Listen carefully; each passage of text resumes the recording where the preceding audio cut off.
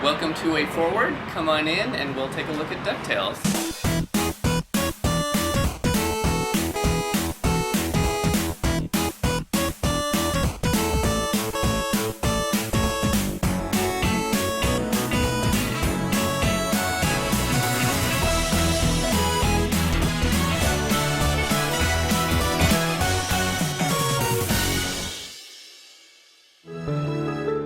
First step in creating the backgrounds was to really study the NES levels. We had the NES maps, blocked out. We had the entire map from both a level design perspective and sort of a art layout perspective. We looked at the levels and to try to interpret, what the feeling was. For something like Transylvania, when you look at the actual original layout, it feels like it's broken into a few different areas. There's kind of a dungeon, underground, very brick area where you have the spikes. There's the entryway, kind of a foyer, and there's like doors and sort of some wood and some like wallpaper kind of falling off, and then the grand ballroom with the red drapes. And so we really sort of broke down those sections and tried to break levels into 2 to 3 individual parts or pieces and unique tile sets. So in some levels, it is all just a big long either a series of rabbit trails or a big loops in on itself. And if you'd only know that you could start here and just wander in, you could get to the boss right away. And it seemed like, well, what we ought to do is make sure that players see a lot of the key or most memorable parts of the level. Like Transylvania would be kind of a shame if you never went and did the minecart. So we had this mechanism introduced early on to split up the nephews and have you go and find each one and put a little kind of a mini boss there. I personally like the kind of cheesy Haunted Mansion feel of things anyway, so I fell in love with Transylvania immediately, from the mummy to the skeleton duck. I always liked the Transylvania level in the original game. That I'd say was my favorite because I liked the music and I always liked the bad guys. I love the skeleton duck and the mummy duck.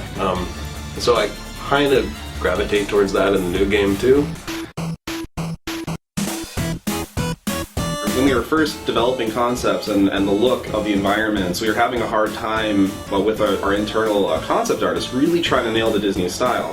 We have incredibly talented people, but there's this certain look, and so we did an internet search and we were looking up DuckTales backgrounds and different concept art, and I came across a blog with sketches from the original show, like thumbnails and actual layout drawings from the original show. It all came from one place, came from this one guy, Mike Peraza, and I thought, well, let's just contact him, see maybe he has a stockpile of layout art that we can rifle through and take some photos and scans, and he just wanted to work with us. And so we actually contracted him to work on the game. And the funny thing about Mike Peraza is he worked on the original DuckTales show, and now he's a Disney Imagineer.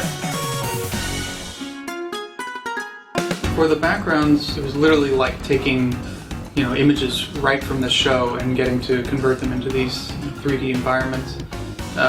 So it was absolutely a blast getting to sort of cut them up and place them together to create, the depth that you see in the game. And we would take the individual layers of that mountainscape and just sort of subtly take out, the contours of that mountain, make the forms that are closer to the camera actually come out towards you with really basic geometry, but the effect was actually really powerful.